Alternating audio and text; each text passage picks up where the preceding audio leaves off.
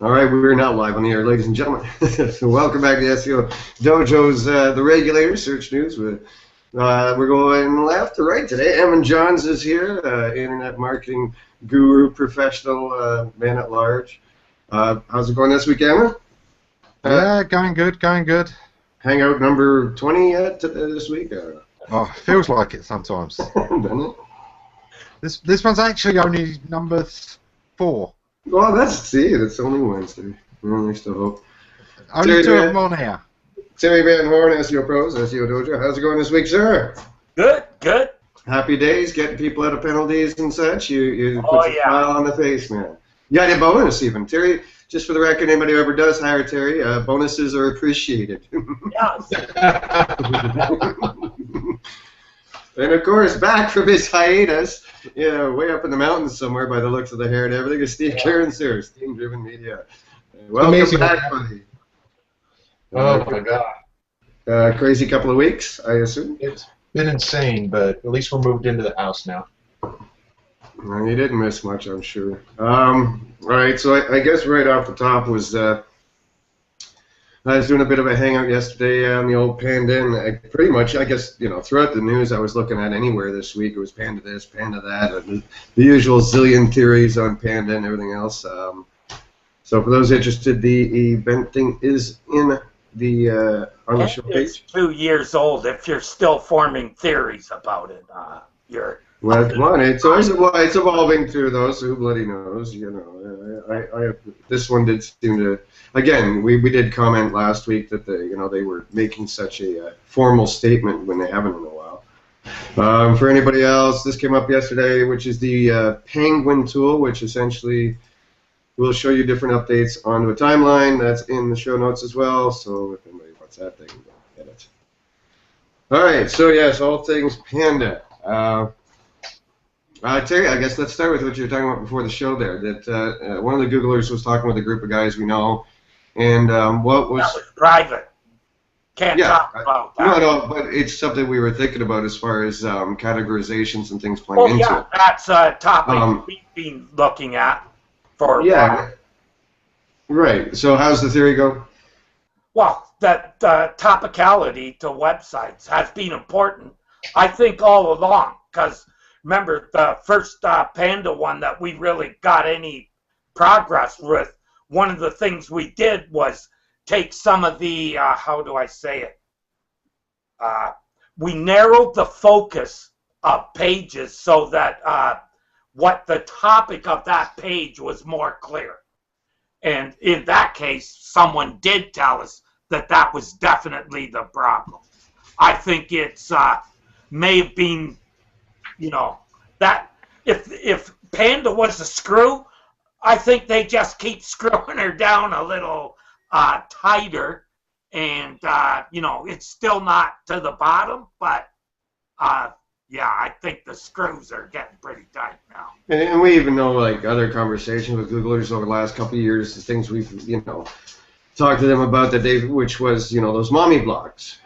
Again, remember that how one thing's about duct tape, the next one's about jewelry, and so obviously something like they're doing with it now with Panda is going to help clean that up as well, because we know they don't like that stuff. So unfortunately, certain types of blogs and websites, that is normal for them. I mean, there are websites out there that talk about everything. So how's that going to affect those? I mean, I can understand how there are certain topics that tend to all flow together. Let's say you're in the car business and you talk about motorcycles and paint and all cleaners and additives. I mean, you start winding up going, okay, well, I want to talk about this because it might relate to my audience, but is it going to affect me negatively because Google doesn't like me going so far outside? But you'd also hope you'd also hope that some form of semantic analysis is going on as well, Steve. Though you know what I mean, that you're not just talking about lawyers. You're talking about lawyers and insurance and things in context of automobiles or drivers or things that are semantically relevant. I think those topics have to be put in context, and you have to make an effort when you do write on things that are kind of off topic like that. to make sure that you get it more focused so that that relationship is prominent in the article. It's easy to right, and that's a game we used to play with, you know, different topics. How can you relate some wildly different topics together in a way that makes sense? And it used to be, you know, a game we'd play on the forums. Give me any two topics and see how you can tie them together. You know, self-storage units and funeral homes. I mean, there's a lot of different angles where you can tie those two things together cleanly. So yeah, I can understand them Google preferring that you be on topic, but then again, if you're a mommy blogger and you do write about everything in your life, you know, how is that fair to them? Yeah, again, it's again, this isn't a manual penalty, I think, but what they're saying is if we're going to show results on a query, we prefer someone who's authoritative, someone who's got focus of topic and this and that. They're not, you know, per se penalizing. You know that, Steve. I think there's a difference between a mommy blogger and the New York Times, and they're both doing pretty much the same thing. They're all mommy bloggers tend to be more honest, first of all. Is this going to be, you know, a site focus or a page focus? That's always the thing, because Google traditionally have always worked on the URL level, not very much at the domain level, or even the category hub level or whatever. Yeah. So if this is going to be a site-wide topic sense, that's quite a shift for Google. I think there's probably some sort of an element of a hub level as well, because I went back before the show yesterday and I was rereading some of the early statements from Google on blog posts and things like that. And one of the things they had mentioned is that if a section of your site is affected by our Panda algorithm, that can affect the entire site. So statements like that lead me to believe that they might be, you know, looking at hub elements or, you know, directory elements or subdomain elements of a site potentially. From what I was reading into, you know, reading between the lines, you know, dangerous, but. So it's entirely possible that they're trying to get to that level. Remember, their focus now is on expertise, right? So if you look at it from that, it's pretty hard to be an expert unless you're Steve in everything. Exactly. Steve could go onto his blog. I just thought I'd save the argument there. Steve could run onto his blog, write about architecture, write about running a pizza shop. He could write about SEO, jewelry. You know, yeah, you'd be a Panda candidate. Renaissance man. That's it. So, Jack of all trades, master of none. Right, and I think that's kind of, you could say that about websites, right? Some are masters and some are jacks of all trades. I mean, if I was looking at a medical doctor's website, I really want him to be targeted and focused on medicine and what he does. Right. I don't want to read about the cleaning solvents they use to work on the clean the windows around the office.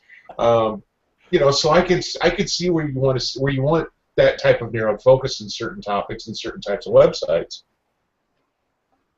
Well, I can say that in a few cleanup jobs that I've done recently, I just looked at the blogs. They were very low quality. We cut the blogs, and suddenly, boom, they got, you saw keywords across the board going up. Yeah. That's, to me, is an indication that a poor blog that's not very focused could probably be a drag on a whole website. Yeah, I can see that. That makes a lot of sense, because as we've talked about in the past, Dave, we look at Panda is kind of like a quality score for a website, right?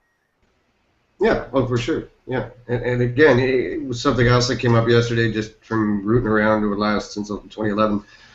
Just before it came out, they had put out a update. Google put out an update on scraper sites, and then maybe a year and a half in, they also put out something we felt was related, which was the Google page layout algorithm. You know, so yeah, you know, you think the scraper sites, that gets us back to that attribution stuff, Terry.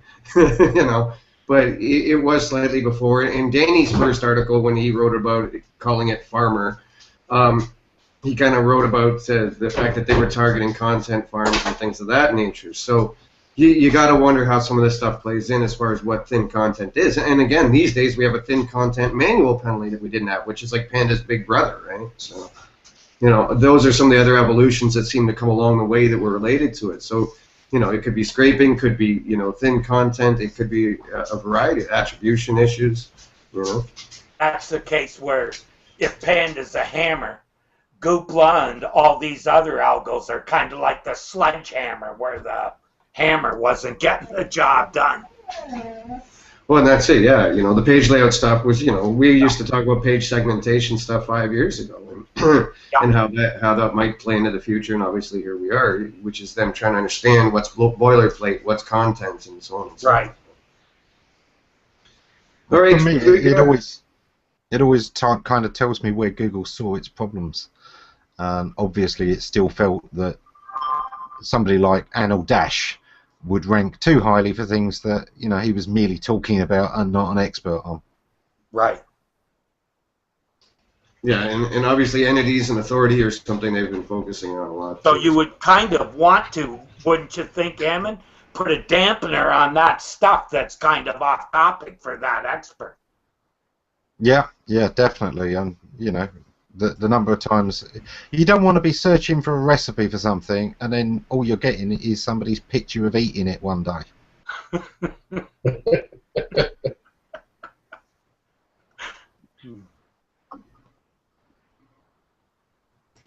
Still muted, missed the button. We got a question here from Robert, and my old eyes Chirilla. He's asking if anyone's got thoughts as far as Panda and e-commerce sites. Ooh, lots of them. That was where we first kind of saw Panda, right, Dave? Yeah, I got a guy right now. I'm auditing his site, and he's literally got one sentences on descriptions. Some of the product descriptions are empty. It's, yeah, I don't know. I'll let Steve or Emmons go jump in there before I do. That's always been our biggest problem is not so much e-commerce sites, but e-commerce sites that use product feeds. Yeah. Oh yeah, manufacturer product feeds. Manufacturer the product. guy with the authority wins. The rest of you are screwed. Yeah, and then the other side of that is using minimum wage, new employees to write your product descriptions rather than the salespeople who actually sell those things. We run across that in the jewelry business, something horrible, where you got somebody who has no idea what jewelry is or how to sell it, writing descriptions about jewelry. So all the descriptions read 14 karat yellow gold with 2.5 karat diamond, and it's like a list of stats instead of a sales pitch. Right. And we found that when we took the time to actually write entertaining sales copy for every single product, the conversion rates skyrocketed. Yeah. And yes, it's a lot of work, and it's a pain in the ass to do it, especially if you've got thousands of products. But, I mean, think about it. If you took all your traffic that you have to your website and doubled your conversion rate, Yeah. wouldn't that be worth it over time? Yeah, I think that's where a lot of people miss the boat, Steve, is they're looking at what it costs to do it right on a short-term level, where, the way I've kind of attacked that is you start by doing little pieces at a time with your high-margin stuff. Right. I was about to ask you that, Terry, because I was talking to someone about this the other day, and I said, we need to take a top-down approach. Which ones are the best margins? Which ones are the most popular? Which ones are the best sellers? Which ones are the most trafficked? Start with that list and work your way down, and you'll get there eventually. But that's how I tend to prioritize it. Is that how you guys would look at it? Or? Oh, most definitely. We always start with your highest traffic source or highest traffic pages, and then work in reverse order by conversion rate on those. If you've got a page that has a ton of traffic but doesn't convert worth a damn, obviously there's a problem right there. It gets crazy. I merged that a little bit by looking at the actual profit margins. You know, if you've got a high value piece, even if it's getting less traffic than something else, if it's 100 times, you know, the markup on it, that's obviously where you're going to want to start, even if it hasn't got the traffic. But yeah, newsflash, people, often work is a lot of work. That's kind of in the name. You know, you make money by doing the hard stuff that people don't want to do. Right. I think also you have to, if you're using those product feeds, that's where the value add comes in. So if you're using a product feed, try and add video, try and add better images, do anything to augment that feed. Even if I've done as much as just bringing the internal site reviews of products and putting them on the page, you know, things like that all help because you're giving a presentation that's adding value to that short description. Right. And also for people in e-commerce, when you're hiring an SEO, if he starts trying to sell you packages before he knows your business, run, don't walk. And this is one of those categories where we try very hard to train our clients to write their own product descriptions. Yeah. Because the last thing I want to do is try to become an expert in their business. What we usually do is we'll write a handful of them and tell them to, okay, here you go, use these as guides, go ahead and write 10 of your own, and then we go back and look at those 10 and comment or modify or tweak and train them to write really good descriptions. And it's a time-consuming, tedious process, but in the long run, it's better for their business. And that's it. You start getting your brain dull. Stop doing it. Come back tomorrow. You know, you're not doing yourself a service conversion-wise if you're not really, you know, selling that product. Robert's followed up with what about features like product filters, authorized.net logo, video, multi-images per product, product reviews, etc. I don't think any of those things are bad. Well, yeah, I mean, they're all what I would call your components for trust, which are always important on your conversion pages. Again, you know, there's always the boilerplate thing. I also, you know, I've animated this story in the past. You know, I was working on this one e-com site, and the guy had it in his boilerplate on every product page was his shipping, terms of service, and his shipping details. And then he would have like one sentence of product description. You know, well, that's a whole bunch of boilerplate text across every product with very little to differentiate that page from any other page. You know, it's things like that with Panda I'd be more worried about.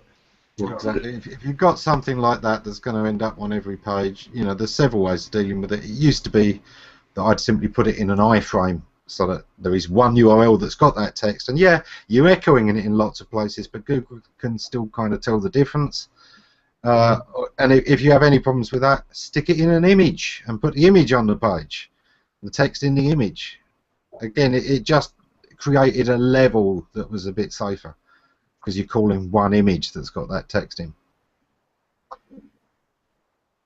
Yeah, Robert also asked about reviews, whether they should be from the site or from a third-person domain.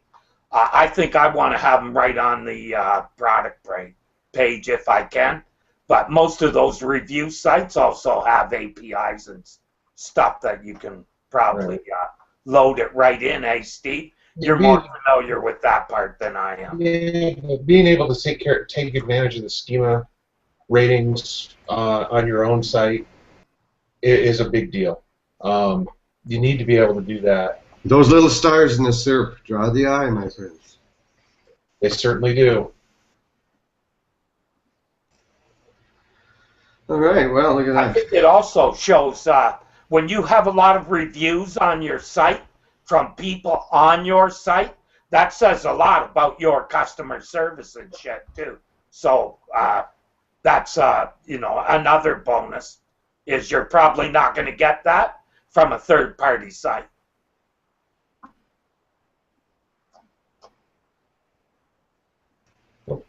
Since you can move on, Dave. Oh, not quite yet. So it was bound to happen. Yeah, so yeah, this kind of popped up on the radar last week as well. The logo's great. It just gets worse from there on. Yeah, $99. You get 2,500 apparently for essentially, they I think what they seem to have done is they took Emmett Singal's post where he had like the 25 different factors to look out for with Panda, and they've put it into a questionnaire where they are claiming to have 2,500 respondents look at your site, breakdown of key questions and recommendations on how to improve it. This sounds like, again, this I kind of went, I don't know if I did it on the air or off the air yesterday with the other show, but, this reminded me of Damaz's LDA tool. Why not just call this a usability tool instead of slapping the fucking Panda? Like, that's what bothers me, Because, this doesn't really sound like it. What's that? It's marketing. Yeah, I know. I'm not really good partly because usability's been around for years. People don't buy usability, but they do buy anything to do with Panda. Right. Nobody's going to buy a usability report. Everyone wants to buy a Panda report. Yeah. So, yeah, and again, for 90, I'm not doing the math real quick on $100 for 2,500 responses, but these guys aren't getting paid real well. So I don't know really. I don't think you get 2,500 responses. I get a piece of them for $99. Be fair. In some parts of the world, peanuts are really, really cheap. Yeah. It could be monkeys doing the fucking testing for all. But that's racist now. You can't say link monkeys or anything like that anymore. Oh, okay, sorry. So, I know Steve used to have a whole bunch of monkeys. That's why he had a peanut farm. Now here's your next one, Terry. Oh no, the Panda Boosters. We are not allowed to talk about this.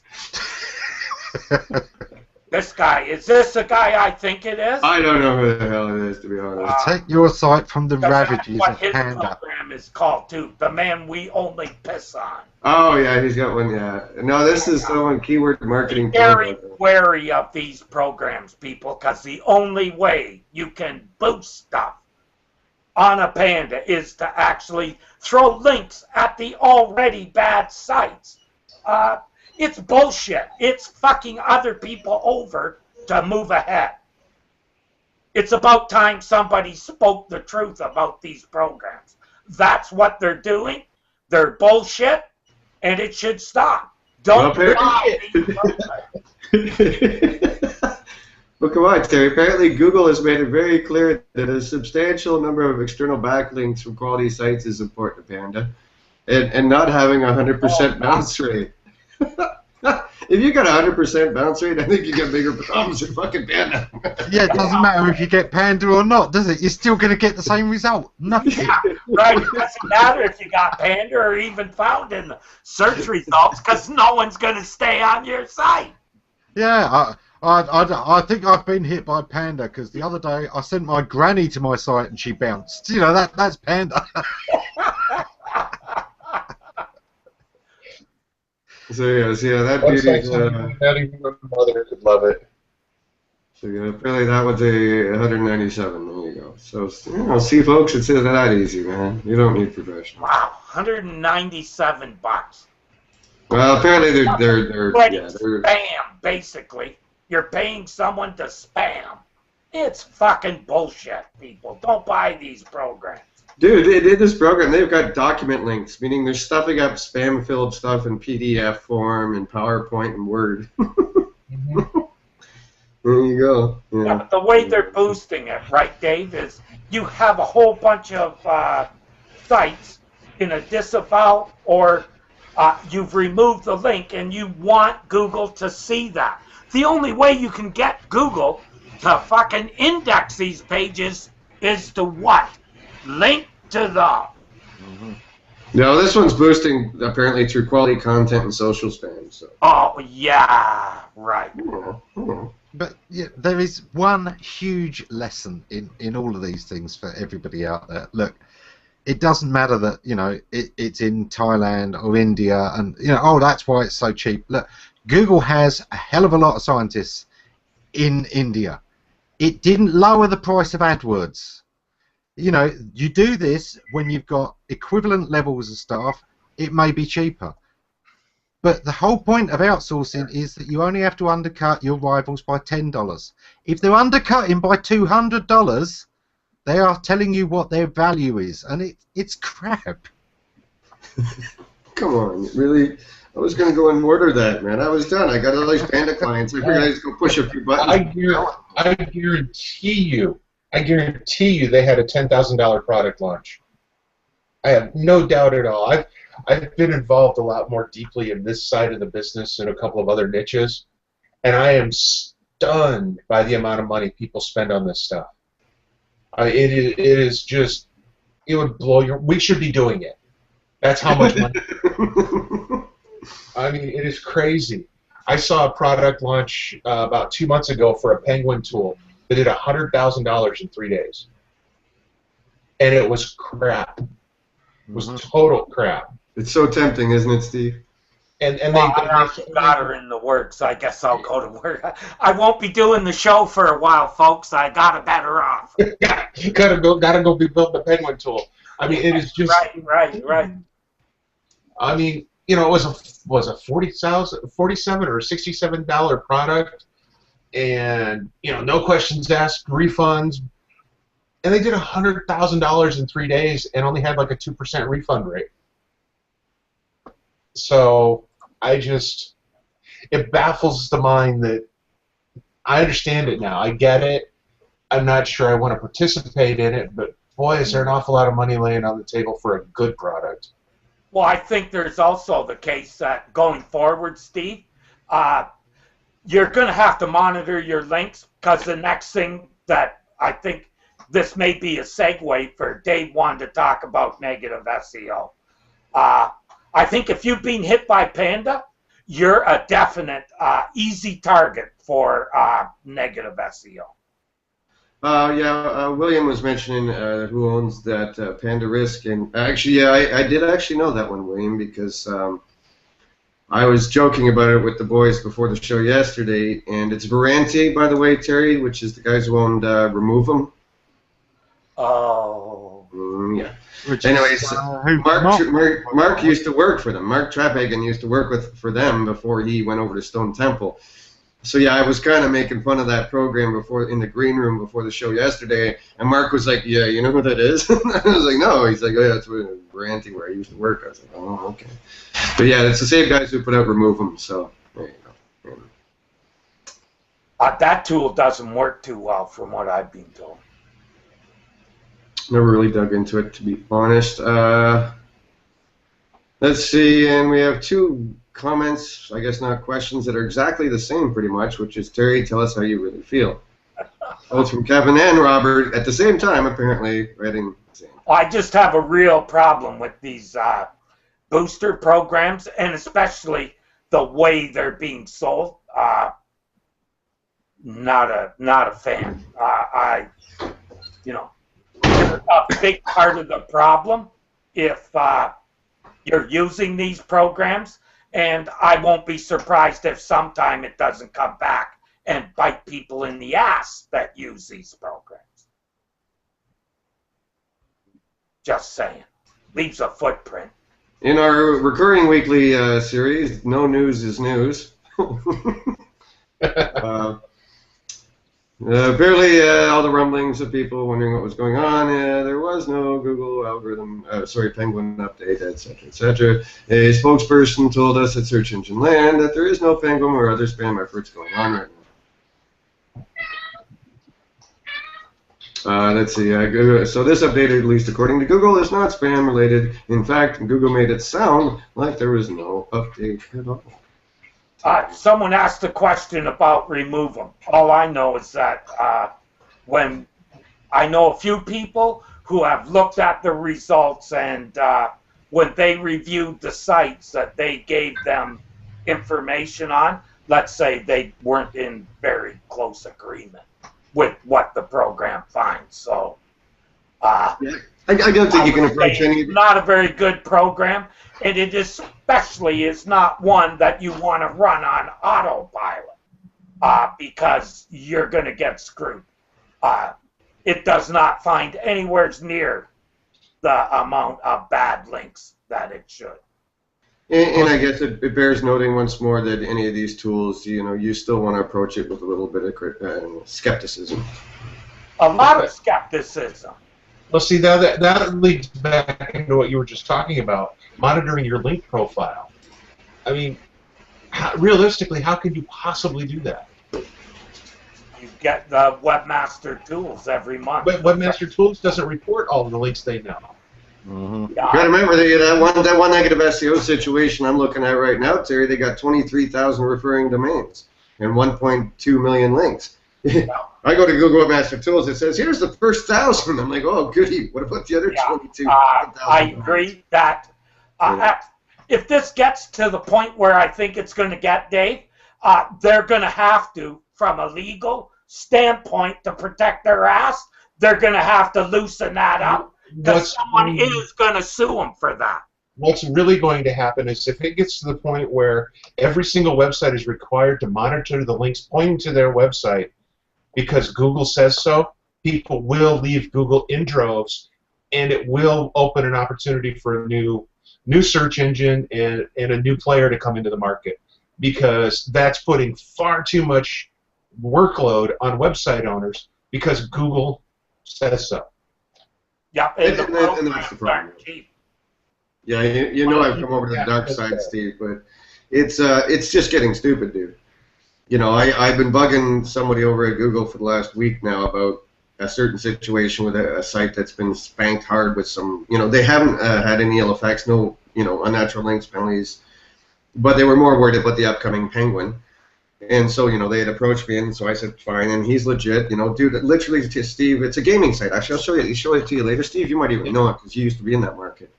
And he's part of Google Play, everything else. He's got literally over 1 million clean links.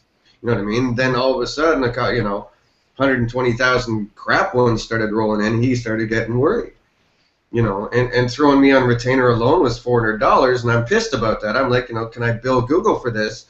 Because eventually, what I had asked them was is this guy at risk? Meaning, do I need to go just proactively disavowing this crap, or are you guys going to pick it up? Because a lot of it was, again, it's 120,000 links, but I don't know, the amount of domains was probably, in the 4-digit range, actually probably even 3, but, to see, and a lot of them were no fault because it was comment spam and stuff like that. And I'm like, does he need to worry about this? And I never really got that answer. This guy had originally talked to his Google Play rep and said, listen, this is what's happening. Can you talk to the web spam team? So by the time I talked to someone at Google, they'd said, yeah, we've already aware of this, so on and so on. So basically, Steve, the only real insight I've got is that unless you have a rep or somebody who knows someone at Google, you might want to be worried about it. Because, all Google said was, yeah, we know about this one. We're going to keep an eye on it. Yeah, but, David, the thing is, right, Penguin is algorithmic.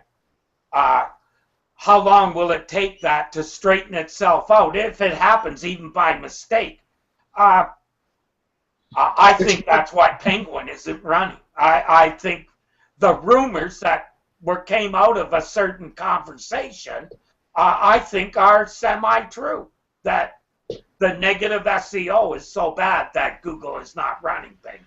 And for the record, I believe it was something that was a rumor live on the air, so we're allowed to talk about it. It was Josh Brzezinski and the Google morality guy, and he claimed that he had talked to Matt, and Matt said that the reason Penguin wasn't running at this point was because of negative SEO. At first, we just thought he was crazy. We're starting to wear a little more tinfoil at this point. So. Well, he's, this is affecting a lot of businesses. The thing about negative SEO is, though, it's not easy and or cheap. I mean, if you want to throw an effective negative SEO campaign at somebody, go buy some site-wide links on a few sites that are known to sell links, and you're going to spend some real money for these links. And initially, those links are probably going to help them, but sooner or later, the algorithm's going to catch up and go, "Oh, look, paid links." Nobody in their right mind would pay for links to a competitor's website. Therefore, they must be paid for by the site they're pointing to. Right. Yeah. And that kind of stuff, you know, do you spend $1,000 on, you know, new content and PR and this and that, or do you spend, you know, $200, you know, buying some links to, you know, paid ads? To really do neg, you want to do more than $200. You are looking at what would you spend on promoting if you were actually trying to go that route? That's the kind of amount you spend on negging. What if my client said, okay, instead of paying you $1,500 a month, I'm going to go pay a guy to do negative SEO, $1,500 a month? Oh yeah, it would have the same. Don't say it, Steve.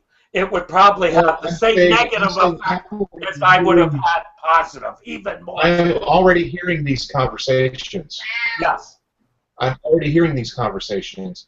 I'm not saying that they work or they're even a good idea, but we are already fielding these types of questions from clients.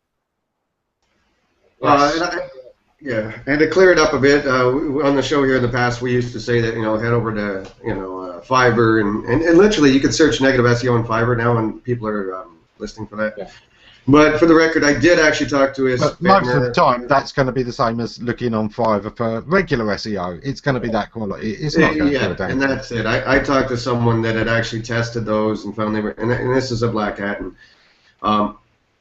they were saying that, yeah, they tested it, and it was very low-quality crap, and they took a look at this situation for me, and they actually figured out which spamming program it was, and they said essentially in the time frame and the amount of links that were sticking, meaning that we're getting actually picked up by the Majestic, Google, or someone, that you know, you would need multiple instances of this program running on multiple servers to do it at that bulk. So yeah, you know, it's not as easy as we've joked about, Steve, but it's certainly, you know, doable. A capable person could do this.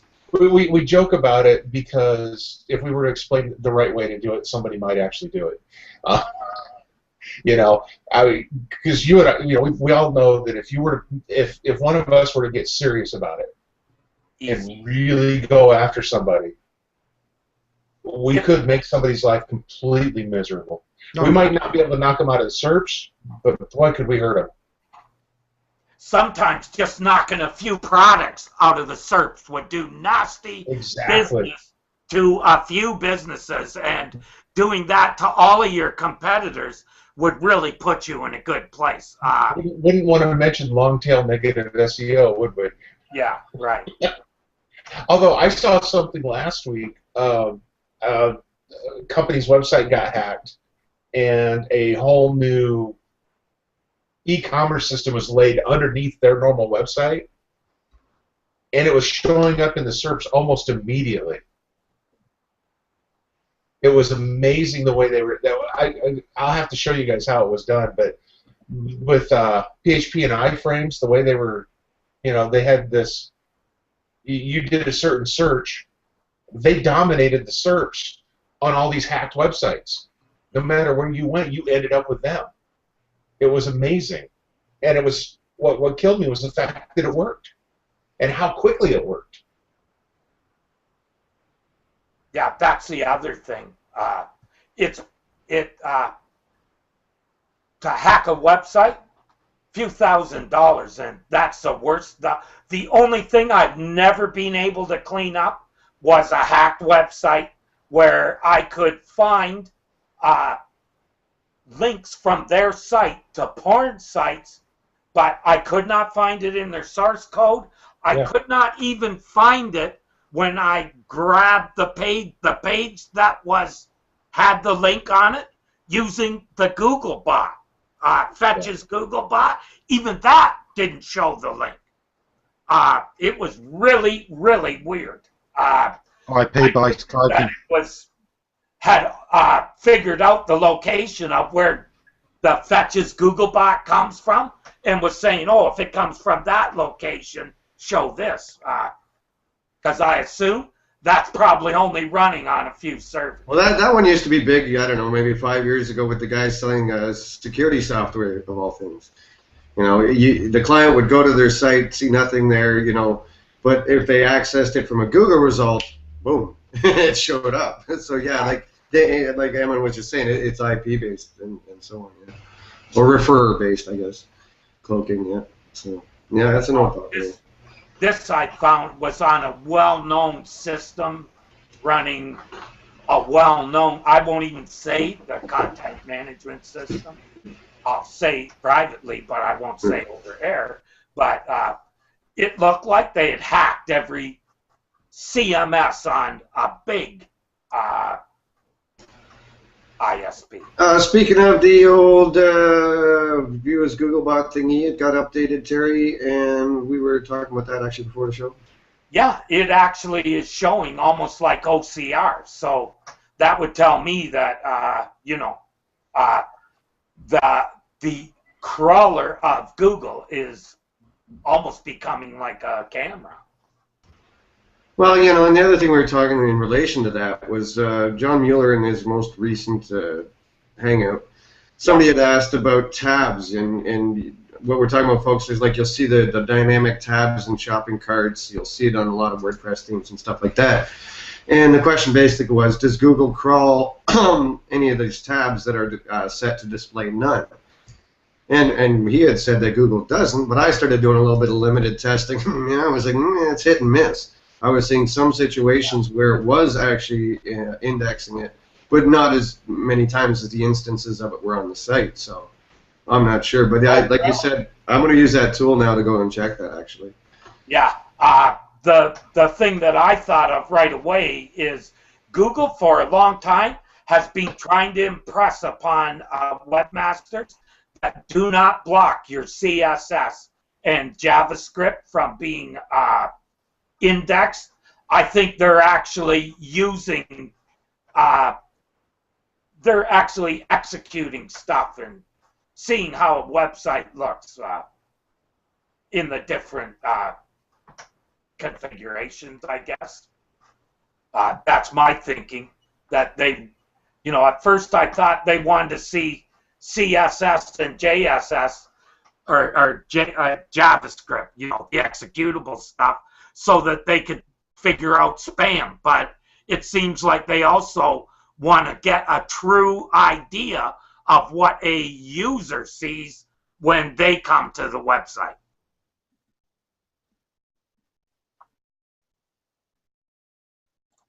Which makes sense.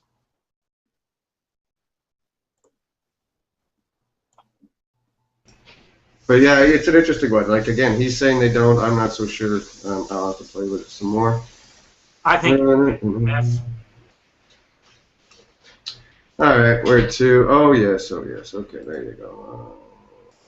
Another thing, interestingly enough, Terry, you and I were just talking about, I don't know when it was, yesterday maybe, is the first link priority was back in the news. Well, in discussion. No. Matt Cut's video on it, buddy. This came out this week. we're getting the two-tone now, eh? We're in tune with things, man. So yeah, Terry. Essentially, you're correct in what we were talking about as far as it splits the page rank amongst the links equally, regardless if it's two links to the same internal page. Right. But as far as Matt knows, because he hasn't checked in a few years, like that. As far as he knows, that the anchor text just goes to the first one. The anchor text scoring is not split over the two. So. Well, first one or the one that they choose was what he was seemed to be intimating or focusing on, that they're going to choose it, and it may not be the one you want. Like, I think if they have their choice between the first link is in the navigation or in a contextual space, they're going to take the one in the contextual space because they can get more details around the link, right? Yeah. So I think you really have to think about that again.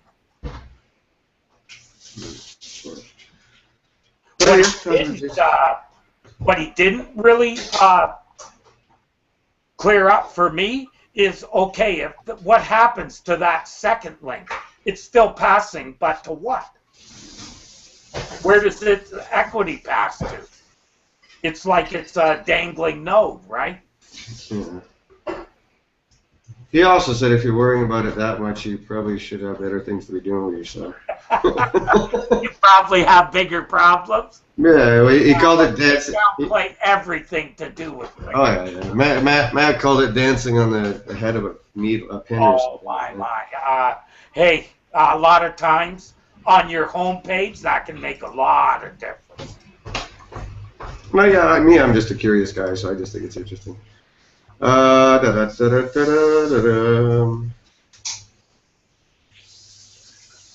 where to? Oh yes, yeah. I don't know. I don't like beating up on friends, as you know, Terry, but you know. Sometimes you're doing that friend a favor, Dave. So our buddy Joe Hall over at the Internet Marketing Ninjas. Oh, no. He decided. No. He decided to go for 8 Panda-proof internal linking strategies. Increase the main navigation, Terry. Thought that might be a little backwards to our personal thinking and experience. Yeah, he does hit it with the secondary navigation, and I'm a fan of that. But on so many levels, increasing those top navs that so many e-commerce sites have these days are so out of control. Yeah, and here's the thing, Dave. Back to the display none. Are those actually being displayed when they're in a giant drop-down? Starting to wonder, eh? Yeah, you have to look at the coding on a case-by-case basis, but yeah. Well, that's one where you wouldn't even know because Googlebot would not trigger the executable, so you'd see if it sees that menu or not. I'm thinking they don't see that giant nav drop-down. Which is interesting, because he actually did go on and say decrease site-wide links. And I was thinking, well, isn't that what the first one is, though? Yeah, first one says increase them, the other one says decrease. So I'll have to hit Joe up later, because I kind of got lost. Yeah, that's a little... And then how any of that ties into Panda to any extent, I'm not really sure what, I think that's more of a, just internal equity passing kind of issue. I don't know if that's really a Panda thing, but, yeah, I don't know. Anyways, just thought I'd bring it up because I know you and I just love those big-ass menus. Always been one of our favorites. Hover over and the whole page disappears. I saw it the other day, Terry. It literally went below the fold, so I... Oh, really? So yeah, how do you scroll?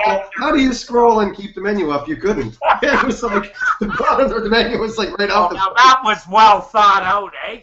I was like, what? That's the stuff that kills me. Yeah, because there was no way to actually access those links, because, you tried to scroll, you lost the net, and it was... Well, even more so, if your mobile site has the same drop-down menu, what do? That is essentially hidden from them. Steve, I don't know if we've ever really wrapped on that one. What's your general thinking? Like, I kind of like to keep it to main hub pages, and then when you get to that hub page, have a secondary navigation. Navigation is user-centric, not search engine-centric. I don't care if it gives you #1 rankings in Google to do navigation that way. If your users can't find what they're looking for easily, it doesn't matter. Right.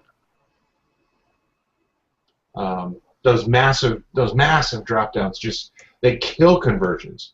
Every single website we've gone into and condensed those menus down to something more manageable, conversion rate and time on site has skyrocketed. Yeah, and even the flow. When you go to analytics and you watch the flow through the site and everything, for sure, man. Yeah. Well, you also got to look at you're giving too many options to people. They're overwhelmed about which one they should choose. Yeah.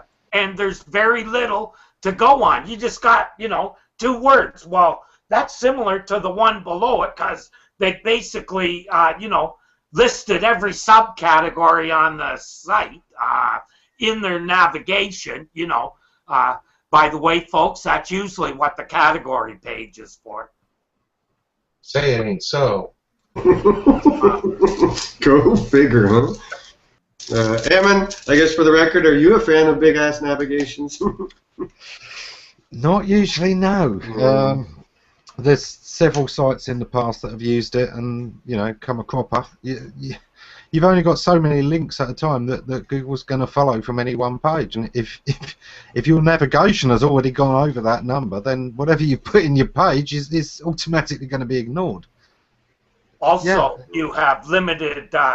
You're fragmenting your PR by just trying to pass it to too many places, so you really can't flow significant portions of your link equity from the home page to certain areas of the site because you're too busy trying to get it to everywhere. Yeah. Hi, Steve Plunkett. How are you? Yes, and we are talking about JavaScript menus and the like. Good to see you. I think one of the problems that caused the broad thing is that a lot of people struggle with ontology, and the way they'll separate things out isn't the way that customers would. So customers couldn't find it when they had narrow navigation. Their way of categorizing things wasn't the way the customers did. Yeah, well, okay, that's telling you that your usability is bad, not that you need to put a flat structure in. You just got to understand, how do your customers categorize this? Doesn't matter how you do, how do your customers do it? That's why your internal search on an e-commerce site is huge. Because you want to know the terms that they're putting into that you're not finding on or using on your website. Yeah. Huge. All right, on a quick side note, before I get to the main event of the evening, we got 8 minutes here, so I got to get moving along. Just a quick one was some advice John Mueller was giving someone on one of the various webmaster help forums, etc., etc. The guy thought he had a penalty, but that's not really here nor there.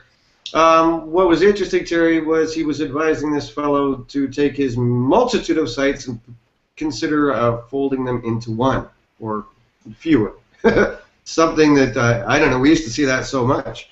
Remember a couple of years ago doing stuff, Terry, we'd get these guys with 10, 20 different sites, covering every little corner of the niche, trying to put up all these network sites. And I Panda, Penguin, manual penalties, we often found that condensing that was always a good idea.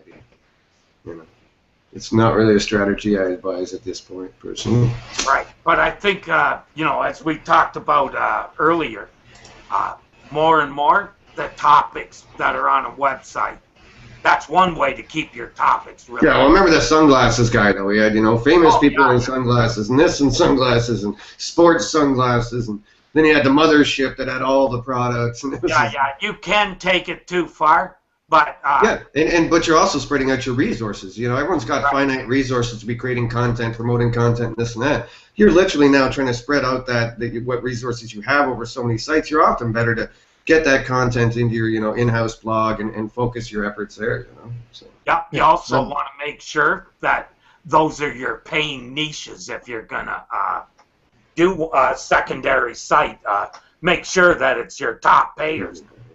None of his were making money. It was a house of cards for links. Oh yeah, in that case, Google had even figured out that he had multiple sites because they were having that intermediate. Remember, that's where we first came across that. Yep. He was had multiple sites and was putting them all into the same directories.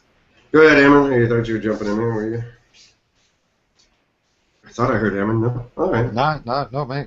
Let's see. Other quick hits before we get the hell out of Dodge would be, this is in the show page. It'll be in the show notes if you're watching this later after the fact.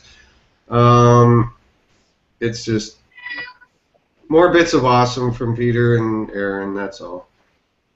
Pandas, penguins, and popsicles. It's actually a good article, worth a read. He just pretty much said 90% of the people write about Panda are idiots trying to get, just write for the sake of writing. And then he went to explain how popsicles, you want to get them before they melt and so on. Anyways, it was very funny. So I enjoyed that. So before we go, I saved it for the last because, well, it's important stuff, folks. Somebody apparently has finally unlocked the complete list of Google's 200 ranking factors. Google itself says there's except there's 300. Oh, shit. Well, we better let the guy know he missed, man. Yeah, he's got 100 to go. Yeah. It's a classic, folks. Feel free to click that. What kills me is the whatever 1,100 tweets and stuff. That's like, Oh yeah, I also thought it was very cool the way they included social things that can't even be indexed. Oh yeah. Okay, hold on. Let me go find out for you. Oh, and the LSI keywords just fucking rocked it. Yeah. Oh no. Do I want more traffic? Well, I should sign up for that, baby. Just so we have content for next week's show. But yeah, there's off page. Where was the Terry was the favorite. I had to take Terry right to the social stuff. Brand signals, there you go, social signals. The number of tweets apparently is a good number of Facebook likes as well.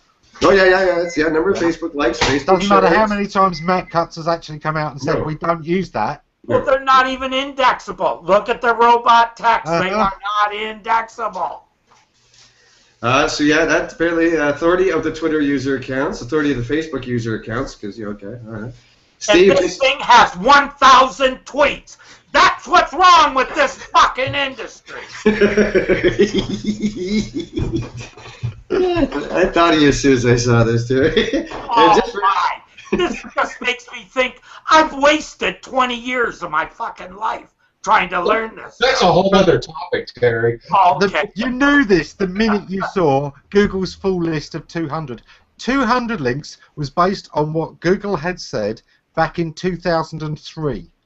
By 2005, they were already saying 300 plus signals. 2005, people. That's probably more. This has been out of date for a decade almost. Pinterest is in there just for you, Steve. Yeah. All right. Pinterest pins are apparently a Google ranking factor. And I like when he even mentions Google Plus ones. He says, although Matt Cutts has gone on the record as saying Google Plus has no direct effect on its ranking, it's hard to believe that they'd ignore their own social network, so I'm going to throw that one in there too. You must have had 99. You needed one more. Yeah, and LSI is in here and all kinds of other great stuff. Oh, yeah, the LSI stuff. Who started LSI keywords? That guy. I'd like to kill him. Yeah. So big brand preference. Beside Kemper, how's that? He cites the big brand are getting a boost because you're a big brand. So okay. Oh, the Vince update. He's wasn't that a frickin' infrastructure change? Yeah, but yeah, it was. Again, people back then didn't understand entities. Now it's a new entity is a new catchphrase. So we're moving it. Oh, it downranks with the DMCA complaints. Doesn't remove them from the index then. Another ranking factor is user browsing history, sites that you frequently visit. So, okay, get your bots out, boys. Get out your bots. Yeah, start hitting those. Those are special algorithm rules. Anyways, toolbar data, of course. Yeah. Dwell time. I'm glad I, open all my pages and leave them open all fucking day. I'm going to be #1 for sure. How exactly do you think they're measuring dwell time? Oh, fuck. Seriously, anybody out there, the only way you measure a bounce is when you go to a second page. It's where that second page is that tells you how long you were on the first one.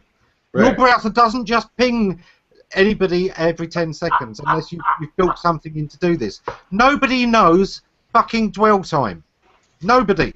And even if they looked at it, again, like Terry's saying, how many people leave tabs open all day or days at a time or whatever, yeah, that's a great ranking factor. I got a couple websites that should rank #1 for every single word in the English dictionary, just because I don't think I've ever closed that tab except when rebooting the computer, and then I open that tab back up as soon as I'm done rebooting. There's something with Google itself. The way they measure bounce rates, this should tell you something about the kind of thought that goes into it. Google don't count a bounce under 15 seconds as a bounce. They count it as a misclick. It's not a signal. So even going back to SERPs within 15 seconds, they just go, yeah, probably a misclick, because you didn't really have time to even check out the site in that. They just throw that away. If it's over 40 seconds, it doesn't count as a bounce, because you've actually had time to read the page. So whether you did or not, whether it was just sat there open, whether it wasn't, they can't count it as a bounce. So it's only between 15 seconds and 40 seconds that it's a bounce. That came from Google. Well, here's another one of these MapCuts said, but I don't believe him ones. Links from .edu or gov domains.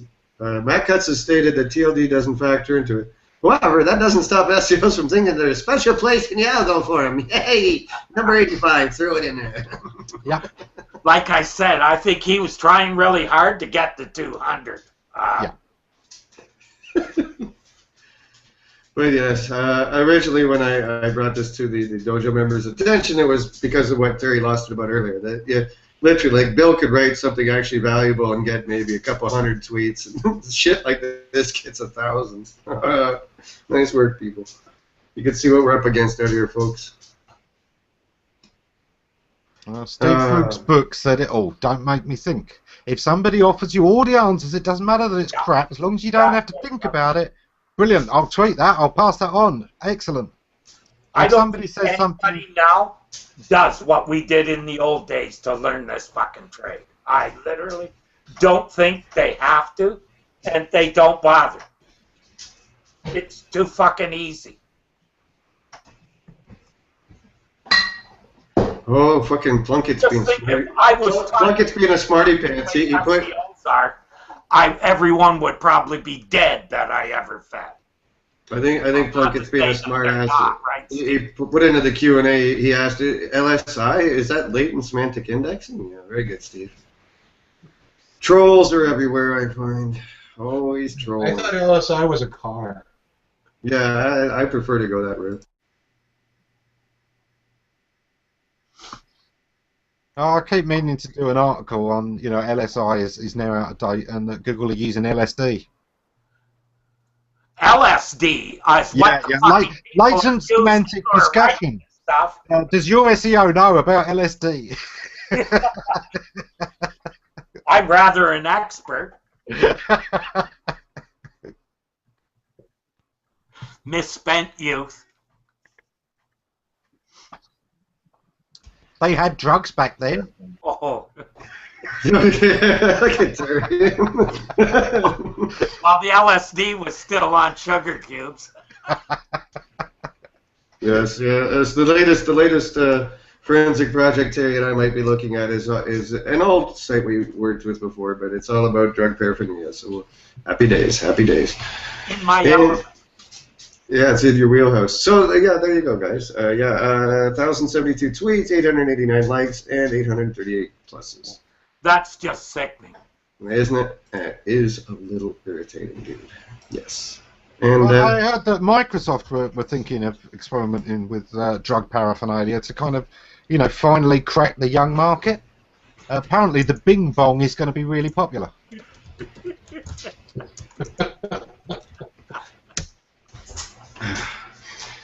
And there we go. We made it. Survived another week. Did you see the if Google was a guy thing? The video? And at the end of the second one, it's a Bing guy waiting for someone to come and fucking ask him that question.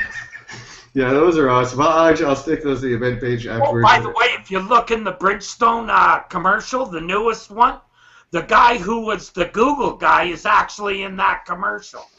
Oh, yeah? Oh, yeah. Your trivia for the day. Yeah. All right. I guess we'll call it a day. Anybody out there watching, listening? I guess we'll be hanging in the green room for a little bit afterwards, Terry.